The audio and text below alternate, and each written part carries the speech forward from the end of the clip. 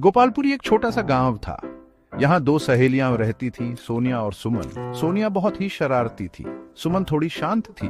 दोनों सहेलियां हमेशा साथ खेलती थीं। वे पेड़ों पर चढ़ती थीं, नदी में नाव चलाती थीं। एक दिन वे गांव के बाहर खेल रही थीं। अचानक उन्हें दो गुफाएं दिखाई दी। वाह, ये गुफाएं तो मैंने पहले कभी नहीं देखी, सोनिया बोली। सोनिया और सुमन दौड़कर अपनी दादी माँ के पास गई। दादी माँ, हमें दो गुफाएं मिली हैं। दादी माँ मुस्कुराई। अरे हाँ, वो गुफाएं तो जादुई हैं। जादुई? सोनिया और सुमन दोनों एक साथ बोली।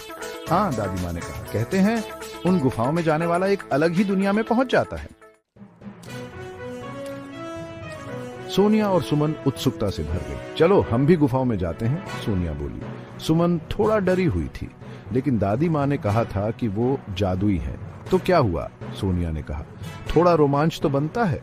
और इस तरह दोनों सहेलियां गुफाओं की ओर चल दी। पहली गुफा अंधेरी और ठंडी थी। सोनिया और सुमन धीरे धीरे अंदर गईं। अचानक गुफा में रोशनी फैल गई। उन्हें अपने चारों ओर चमकते हुए फूल दिखाई दिए। वाह, ये कितना सुंदर है, सुमन बोली। फूल हवा में नाच रहे थे। सोनिया और सुमन खुशी से ताली बजाने लगी। दूसरी गुफा और भी अंधेरी थी। मुझे डर लग रहा है, सुमन बोली। घबराओ मत, मैं तुम्हारे साथ हूं, सोनिया ने कहा। वे आगे बढ़ी। तभी उनकी नजर एक चमकती हुई गेंद पर पड़ी। जैसे ही सोनिया ने गेंद को छुआ, पूरी गुफा रंग बिरंगी रोशनी से भर गई।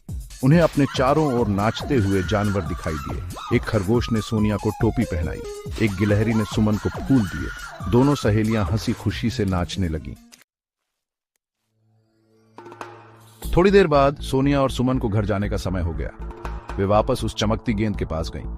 जैसे ही उन्होंने गेंद को फिर से छुआ, गुफा फिर से अंधेरी हो गई। वे बाहर आ गईं। सूरज ढल रहा था। वाह, क्या सपना था, सुमन बोली। सोनिया और सुमन घर लौट आईं। वे थक गई थीं, लेकिन बहुत खुश भी थीं। उन्होंने अपनी दादी माँ को अपना रोमांचक अनुभव बताया। दादी माँ ने कहा, देखा, हिम्मत और दोस्ती से सब कुछ मुमकिन है। अगली सुबह सोनिया और सुमन फिर से खेलने निकली। उन्हें पता था कि दुनिया रहस्यों और रोमांच से भरी हुई है। वे हमेशा एक दूसरे का साथ निभाएंगी और नई नई चीजें सीखेंगी। हर दिन एक नया रोमांच लेकर आता है।